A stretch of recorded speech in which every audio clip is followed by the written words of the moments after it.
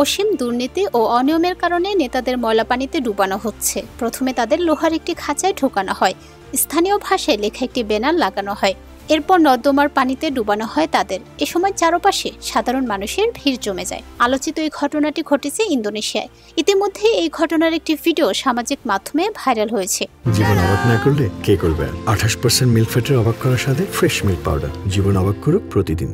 দুর্নীতি মানে সাধারণ মানুষের স্বপ্ন প্রাপ্য অধিকারকে ছিনিয়ে নেওয়া। ক্ষমতার চেয়ারে বসে অনেক নেতা যখন নিজেদের স্বার্থে অবৈধভাবে সম্পদ গড়ে তোলেন, তখন এর বোঝা বইতে হয় সাধারণ মানুষকে। উন্নয়নের নামে বরাদ্দ টাকা গায়েব হয়, প্রকল্প অর্ধেকই থেমে যায়, হাসপাতাল থাকে ওষুধহীন, রাস্তা হয় ভঙ্গুর। অথচ করের টাকা পরিশ্রমী মানুষের ঘাম ঝরানো উপার্জন থেকে আসে। নেতাদের এই দুর্নীতি শুধু অর্থনীতিকে পঙ্গু করে না, মানুষের মনে আস্থার বিশ্বাসও ধ্বংস করে দেয়।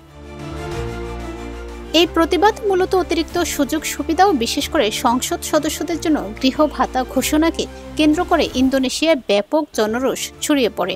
দুর্নীতির অভিযোগে ক্ষুব্ধ নাগরিকরা রাজধানী জাকার্তা সহ বিভিন্ন শহরে রাস্তায় নেমে আসেন।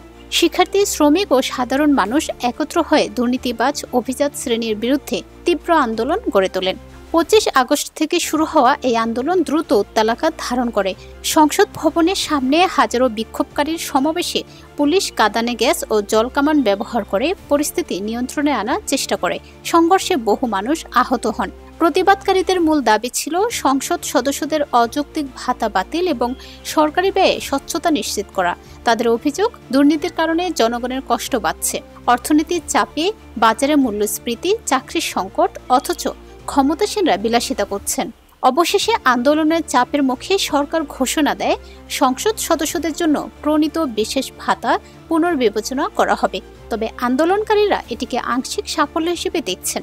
তাদের দাবি, শুধুমাত্র ভাতা বাতিল নয়, বরং সমগ্র রাজনৈতিক ব্যবস্থায় দুর্নীতি দমনে কার্যকর সংস্কার আনতে হবে। ভিডিওটি এআই প্রযুক্তি ব্যবহার করে তৈরি হলেও সামাজিক মিডিয়ায় ভাইরাল হয়ে জনমনে যথেষ্ট আলোড়ন সৃষ্টি করেছে। এই ঘটনার মাধ্যমে ইন্দোনেশিয়ার জনগণ আবারও প্রমাণ করেছে, ক্ষমতার আসনে থাকা দুর্নীতিবাজদের কর্মকাণ্ড সাধারণ মানুষ কখনোই সহ্য করে না।